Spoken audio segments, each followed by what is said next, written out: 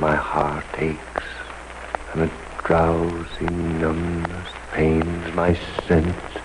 as if of hemlock I had drunk, or emptied some dull opiate to the drains. A moment since, and Lethe-ward it sunk.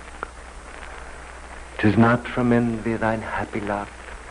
but being too happy in thine happiness, that thou, light-winged dryad of the trees, in some melodious plot of beech and green, and shadows numberless, singest of summer and full-throated ease. Oh, for a draught of vintage that hath been cooled a long hour in the deep-delved earth, tasting of flora and the country green dance, and Provençal song and sunbeam mirth. Oh, for a beaker full of the warm south, full of the true, the blushful hippocrene, with beaded bubbles winking at the brim, and purple-stained mouth, that I might drink and with thee fade into the forest dim,